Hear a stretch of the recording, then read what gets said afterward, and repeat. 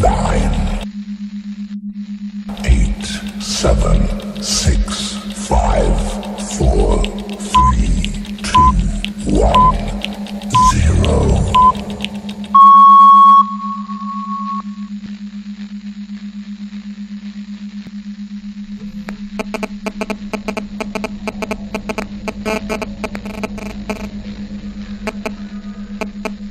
In the mid-'80s, fewer than 3% of all people in most of our countries were using cell phones. But you fast forward to today, when almost 100% of people are using cell phones. By the time they're 19 or 20 years old, they will have used the phone for 10 years, and we have no idea what type of risk that's carrying.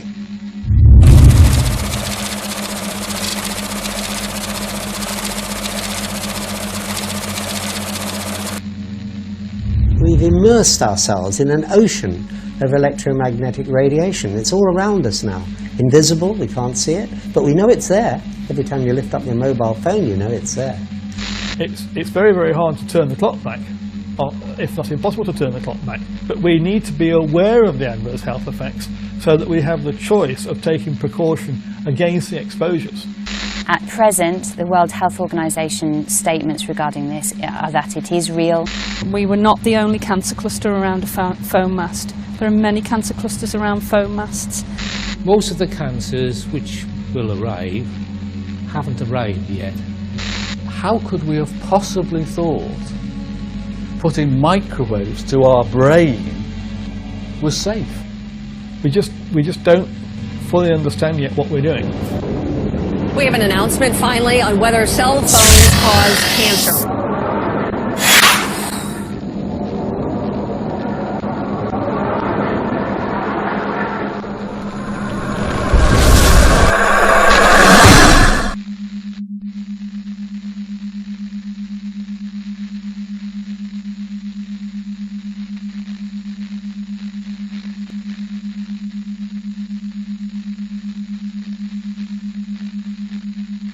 The reason you are able to walk around your home talking on your deck phone is because the base station of the deck phone sends electromagnetic frequency waves called microwaves to the handset. This is exactly the same way that a mobile phone mast communicates with a mobile phone.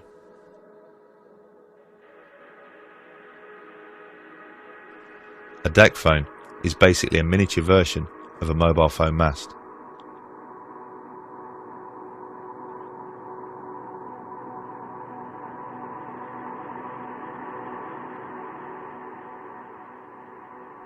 If a bee is affected by what comes out of a deck phone, it will most definitely be affected by what comes out of a mobile phone mast.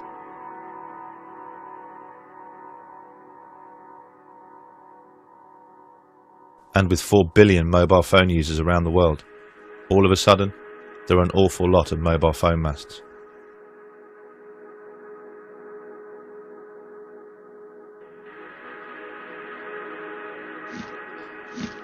The bee's magnetic sense allows it to navigate using the magnetic lines of the Earth, an ability it has spent millions of years fine-tuning and developing. Does it stand to reason then that such an acute sensitivity would be affected by even the slightest change in the electromagnetic environment? So what about a gargantuan change, and one which has happened almost overnight? A sensational piece of research by Joseph Kuhn and his team. In an experiment, the doctor worked with 8 beehives and placed a regular home deck phone inside half of them. The scientists then monitored if the presence of a deck phone would affect the way that bees returned to their hive. The results were astonishing. In the hives where no deck phone was present, the bees returned at a normal rate. But in the hives which contained a deck phone, the bees hardly returned at all. In one hive containing a deck phone, not a single bee returned. Will changes in our environment affect us, as it's clearly affecting them?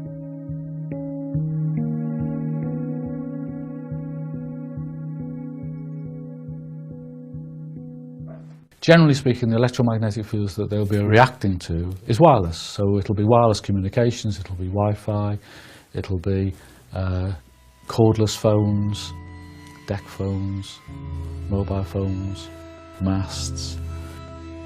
All of them emitting signals that our body has never experienced before.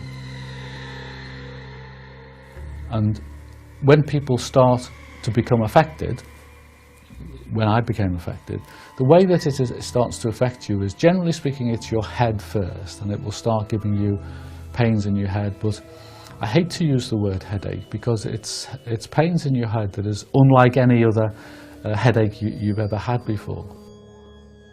So, where does all that leave us? It leaves us with a tape recording of an experimental link-up between a standard telephone and a unique mobile handset. A dialing tone. And that's quite an achievement, because it's one thing to transmit a conversation, it's another to transmit accurate digital information. Now, an extension at the Research Institute in Chelmsford, which has perfected this technique. On the other end of this should be Liz Charnock. With the advent of the mobile phone in the 1980s, came the need to build a network of antennas to support them. Since then, the telecom companies have erected over 5 million mobile phone masts around the world. But incredibly, prior to filling the air with microwave frequencies, they didn't conduct a single piece of research to ensure there wouldn't be any long-term health effects from such exposure. The grid was built without first making sure it was safe. Thank you for your help.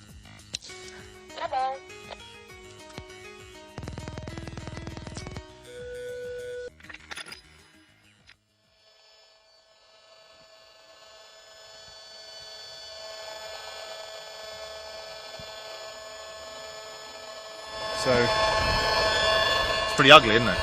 Yeah, and it's constant as well. One thing you'll notice is it doesn't stop. It's 24/7. This is what's coming out of the mast.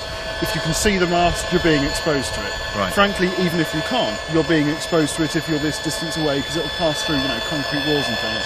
It'll dampen it a bit, but not very much. If you're within 200-300 metres of the mast up there, this is what you're going to be exposed to 24/7. When you can hear it, it changes everything. It does. Imagine if you could see it.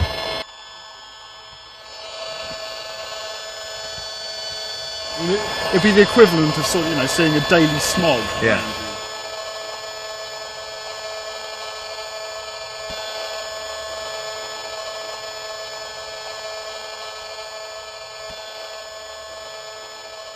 With a constant smog of man-made frequencies surrounding our daily lives, and no testing as to its safety, is there any wonder people's bodies have started to react? Well, it was almost 10 years ago, and I was in my 30s. No history of breast cancer in my family, and living a really healthy lifestyle. I'd been living next to a foam mast for many years, over 7 years by then. How far was that from? It was 100 metres from the house. Right, so pretty close. Yeah, and for years I'd been having symptoms which hadn't related to the foam mast, because I didn't know anything about the condition of electrosensitivity then. And I'd been having vertigo, sleep problems, headaches, sharp pains in my head. And I'd often visit the doctor only to be told it was either stress or a virus. And then, just out of the blue, I was diagnosed with breast cancer. And it was the biggest shock of my life. And at first I thought, well, it's bad luck, it's just unlucky, it's me. And started to go through my treatment. And it was then I started bumping into neighbours in the hospital. And I only lived in a small village. Right. And started bumping into other young ladies as well, who were neighbours. Young? How old? Oh, well, I was the youngest in my 30s, but the others were in their 40s or early 50s. Right, that's very young. And that was 5 of us all diagnosed at once, within 6 months of each other, with breast cancer.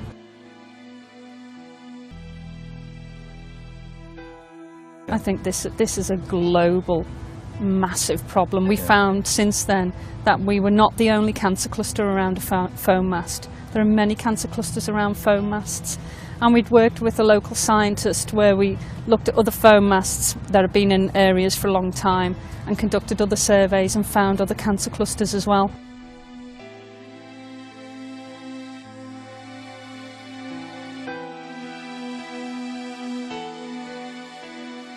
With so many phones and masts, and a mobile phone industry worth trillions, you would hope that by now a strict governing body would have been installed, an iron-fisted regulator who ensures the telecoms industry errs on the side of caution, someone to set strict levels which protect the public, someone to ensure that what we're being exposed to is absolutely safe. Unfortunately, we don't have any of that. What we do have is ICNIRP. Well, ICNIRP was set up in Europe about 20 odd years ago to look into non-ionising radiation. It stands for the International Committee of Non-Ionising Radiation Protection, and their job is to look at all the literature that comes out and basically summarise it, say this is what the science definitely says. You can't get elected to it, you get invited to join it, right, if you're one of the preferred people. Right, got so you. It's always erred on the side of industry because that's really where its roots are. So what we've got is we've got a guidance standard which they've set, which has been adopted by most of the countries in Europe, and it's been something that the European Commission themselves recommend, including their expert body CENIR. But those guidelines are based on evidence that we know has a cause and effect for radio frequency radiation. So the only setting that exists at the moment for energy that's around the same frequency of mobile phone masts, mobile phones, DECT cordless phones, wireless communication devices that we're used to on a daily basis, is the one that we know works for microwave ovens. i.e. if you generate enough energy and localise it in a small enough area, you heat things. You heat tissue, you heat anything that has some level of water in it. None of the current rules are anything to do with chronic health effects or cancer. None of them, not one of them. They're all set for heating effects and acute effects like prickling of the skin or your eyebrows going up or something like that, you know. None of them are for long-term health effects. So saying that it's below 40, that means nothing. It's meaningless. It's meaningless. It is not intended to protect from long-term health effects. ICNIRP is just irrelevant. It's irrelevant. Well, for example, if you want to make sure that nobody exceeds the speed limit past a school, set the speed limit at 1,000 miles an hour. Then everyone will obey the speed limit. No one will exceed it. You know, everyone can go sailing past this school at 999 miles an hour and the limit will be complied with. The advisory body effectively are not set up to look at the evidence with regards to safeguarding the general public. So ICNIRP essentially there to establish what's 100% fact, and anything that's not 100% fact is not their concern. That's right. They'll talk about it, they'll summarise what there is, what there isn't, and what's left to find out, and then that's it. They'll leave it there. No recommendations, nothing, because they just don't see it as their job.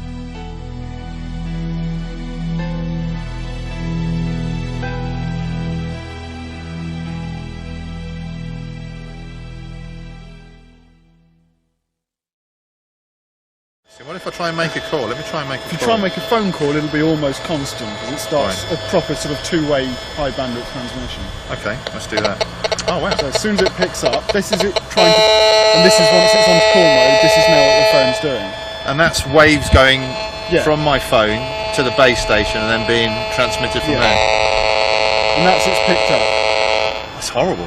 And that's basically what your phone's transmitting into your head all the time that you've got it operational and you're using it for phone.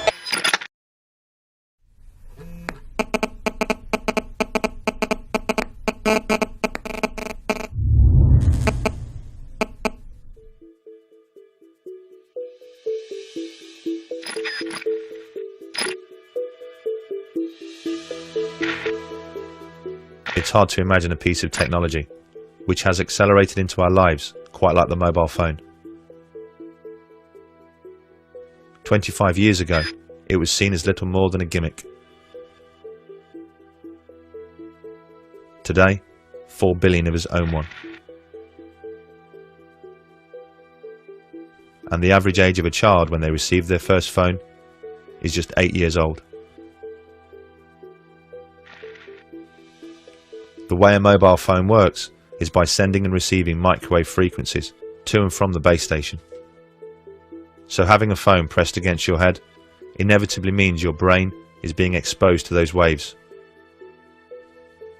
Does the brain react to this exposure? A recent American study shows it absolutely does. The work was carried out by Dr. Nora Valco. Dr. Valco and her team studied 47 healthy people for an entire year. Participants had a cell phone placed on their left and right ears. One was activated but muted, the other was turned off. Dr. Valco used brain imaging equipment to study how much glucose the brain would use during exposure.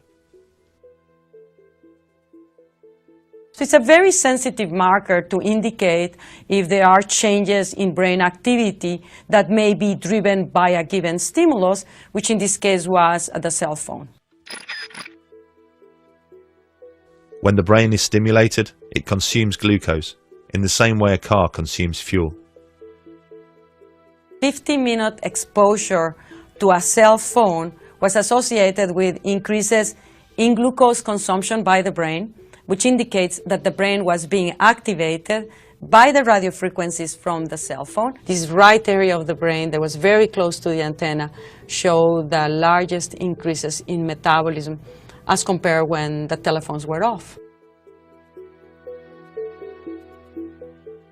Even though the radio frequencies that are emitted from current cell phone technologies are very weak, they are able to activate the human brain to have an effect. By using a muted cell phone, Dr. Valco's experiments showed that the human brain has a metabolic reaction to the presence of microwaves from a mobile phone. A metabolic reaction at levels well below the legal limit. Something many people claimed was impossible. And the reaction recorded by the doctor is secondary to an even greater concern: the way that those microwaves are actually absorbed by the brain. This has become known as SAR.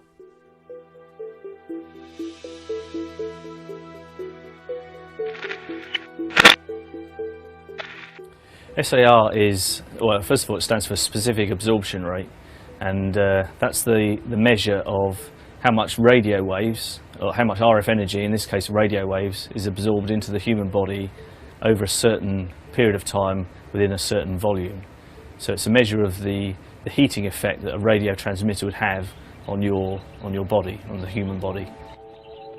The SAR for every mobile phone is measured in this way, using an artificial head called a SAM phantom. This is filled with a glucose mixture which represents the brain. The probe measures the amount of microwave radiation that penetrates the SAM phantom skull and calculates a SAR rating based on how much energy is absorbed.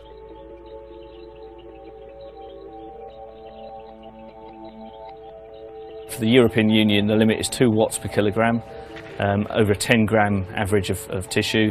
For America, it's 1.6 watts per kilogram, over a 1-gram average of tissue. So the limit for the USA is more stringent than for the European Union, but other countries around the world, such as Australia and New Zealand, use the European limit.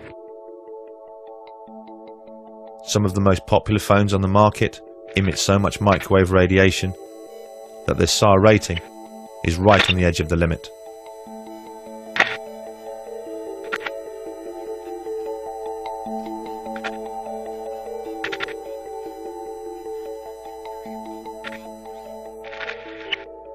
Every millimetre of skull helps protect the brain against the phone's microwave radiation, and therefore lowers the phone's SAR rating. Children get their first phone at the average age of 8 years old. An 8-year-old skull is considerably thinner than that of an adult, so you would hope that phones are tested against a skull which represents the thickness of that of a child. The SAM head is an average shaped and sized human skull. The average of 10,000 people has been taken in terms of their head measurements, and this SAM phantom head has been created, which is an average human skull. Obviously, the head of an average human being is considerably larger than that of an 8-year-old child. But when we investigate the company that makes the SAM phantom head, we discover that the news is even worse. The Sam Phantom isn't just the average of 10,000 people. It's the average of 10,000 US Army personnel. And US Army personnel most certainly have a larger, bigger, thicker head than the average 8-year-old. It's pretty reasonable to assume that if most mobile phones were tested against the skull of an 8-year-old, they would fail.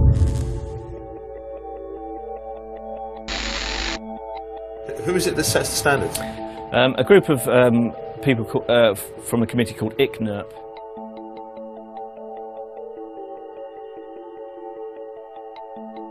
The people who do the work on mobile phones are, by and large, engineers.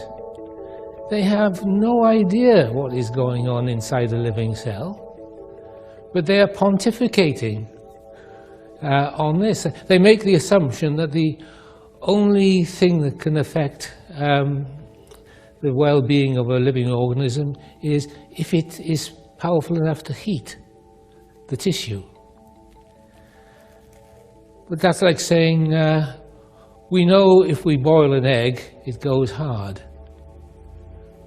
What they don't know is that if they don't boil the egg, it turns into a chicken. And they haven't the slightest idea how that happens, but yet they pontificate as if they do.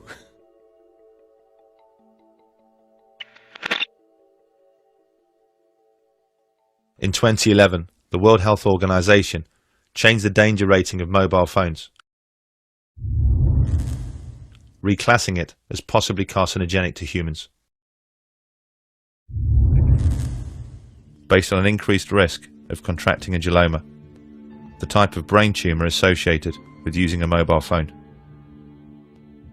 What was the catalyst for this abrupt change in status? There have been countless studies conducted into the possible health effects of mobile phones, some showing an effect, some showing no effect. But the most conclusive came from Leonard Hardell.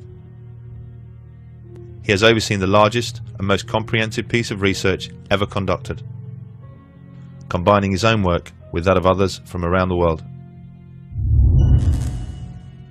From the early 1990s, they have investigated the phone habits of more than 2,000 people from around the world.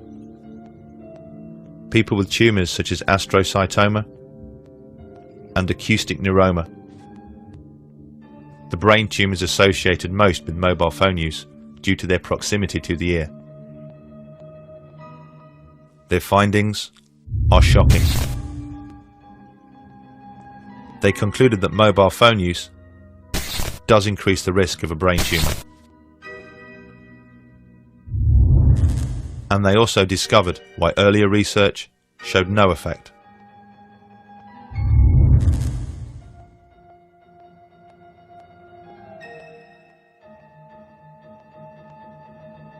I think there's more evidence that it's carcinogenic than just possibly carcinogenic. But I can understand it in a way because most of the cancers which will arrive haven't arrived yet. I mean, people haven't been using cell phones for long enough for the true effect to become apparent. As is the case with other carcinogens, it takes at least 10 years before you start to see an effect from the exposure. Because the mobile phone explosion didn't really take hold until the late 1990s, it's not surprising we are just starting to see the effects right now. So what are the telecoms industry doing to protect its users from contracting a brain tumour? A flick to the far reaches of their safety manuals suggests that they are more concerned about protecting themselves.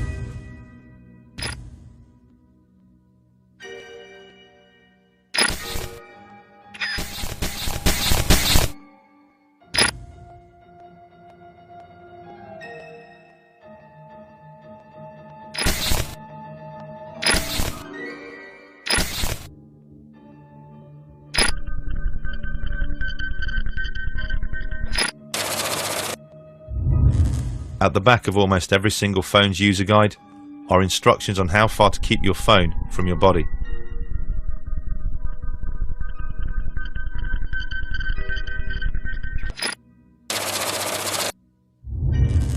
Instructions which, in the most part, are wholly unworkable.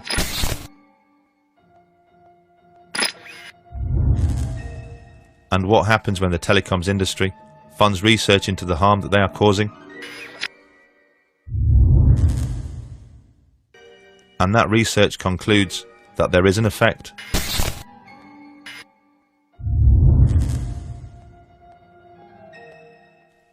That the use of a mobile phone does play a role in the development of cancer.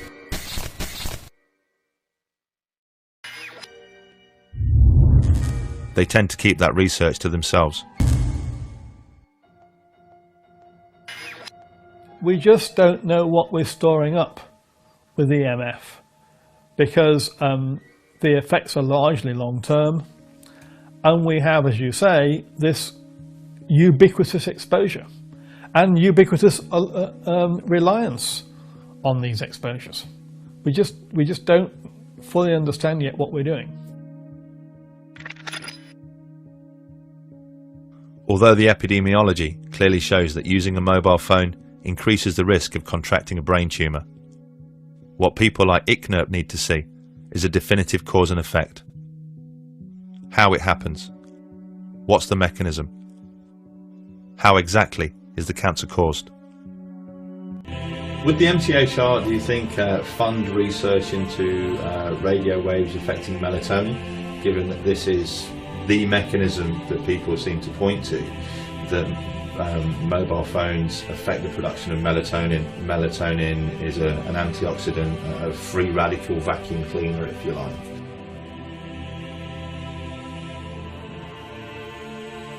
When we issue a call for research proposals, as we're doing at the moment, while we highlight areas that are of particular interest, we invite applications, proposals across the spectrum.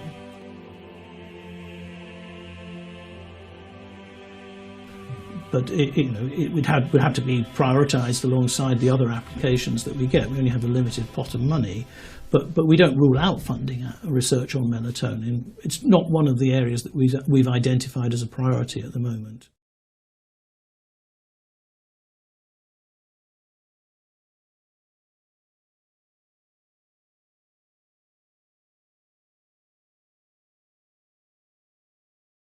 Do you think we're getting to a point in science where we almost don't have a control group to be able to test things like this, because almost everybody has a mobile phone, almost everybody has Wi-Fi, almost everybody is exposed to electromagnetic fields?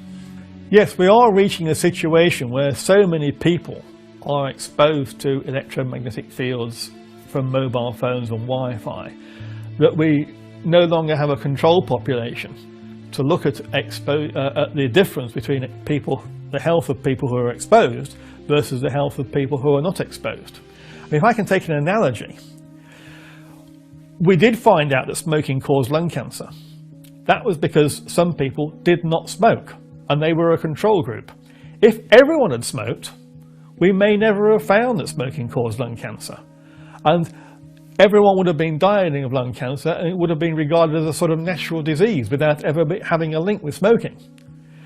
What's happening with mobile phone exposure is we are losing this population of people who are not exposed. Even the few people who don't own a mobile phone are surrounded by the radiation from the mobile phone when they go shopping, when they go on a train, wherever they go. It's not just the canary down the mine like myself. Eventually, if you simply increase the electromagnetic fields in the atmosphere, which we're doing, and we're now got a million times more electromagnetic fields, microwaves in the environment than we had 30 years ago, eventually it'll start to affect you.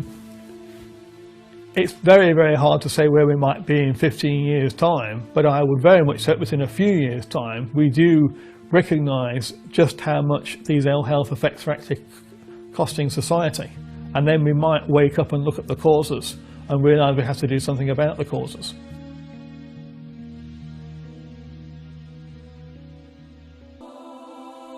As this film is being made, 4G technology is being rolled out around the world. To accommodate this, the ceiling levels are being increased. Wi-Fi is in almost every single home, school and business, surrounding us constantly. Deck phone technology is the norm in almost every single household. At a time when the industries responsible should be displaying caution, they are displaying a reckless disregard for our long-term health. Money talks, and they are about as likely to develop a conscience as the tobacco industries did. If there's going to be a change, it's not going to come from them. It's going to have to come from us. We just need to open our eyes and see the problem.